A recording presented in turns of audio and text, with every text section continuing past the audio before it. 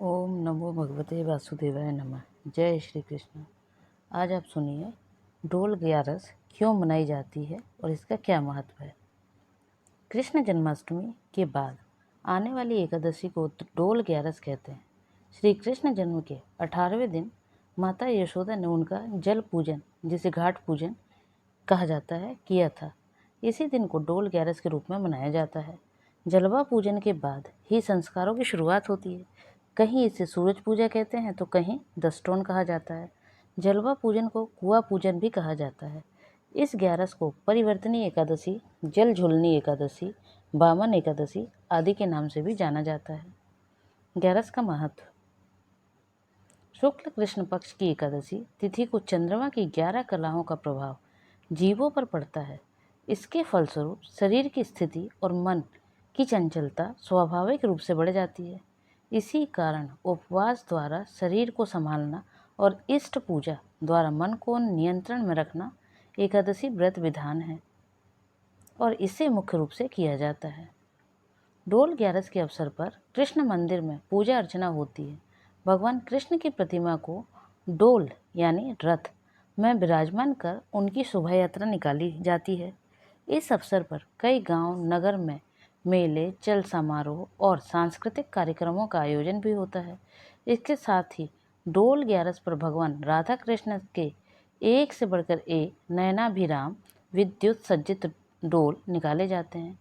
इसमें साथ चल रहे अखाड़ों के उस्ताद व खलीफा तथा कलाकार अपने प्रदर्शन से सभी का मन रोमांचित करते हैं। एकादशी तिथि का वैसे भी सनातन धर्म में बहुत महत्व माना गया है। माना जाता है कि जन्माष्टमी का व्रत डोल ग्यारस का व्रत रखे बिना पूर्ण नहीं होता। एकादशी तिथि में भी शुक्ल पक्ष की एकादशी को श्रेष्ठ माना गया है। शुक्ल पक्ष में पद्मिनी एकादशी का पुराणों में बहुत महत्व बताया गया है। कहा जाता है कि एकादशी से बढ़कर कोई व्रत नहीं है। एकादशी के दिन शरीर में जल की मात्रा जितनी कम रहेगी, व्रत पूर्ण करने में उतनी ही अधिक सात्विकता रहेगी। जन्माष्टमी के दिन आने वाली एकादशी जल झूलनी एकादशी के नाम से जानी जाती है। इस दिन शाम होते ही मंदिरों में विराजमान भगवान के विग्रह चांदी, तांबे, पीतल के बने विमानों में बैठ भक्ति धुनों के बीच एकत्र होने लगते हैं। अधिकांश विमानों को श्रद्धालु कंधों पर लेकर चलते हैं। मान्यता है कि वर्षा ऋतु में पानी खराब हो जाता है, लेकिन एकादशी पर भगवान के जलाशयों में जल विहार के बाद उसका जल निर्मल होने लगता है। शोभा यात्रा में सभी समाजों के मंदिरों में के विमान निकलते हैं। कंधों पर विमान लेकर चलते में मूर्तियां झूलती हैं। ऐसे में एकादशी को जल झूलनी एकादशी कहा जाता है। एकादशी के दिन व्रत रखकर भगवान कृष्ण की भक्ति करने का विधान है। इस व्रत में पवित्रता का विशेष ध्यान रखा।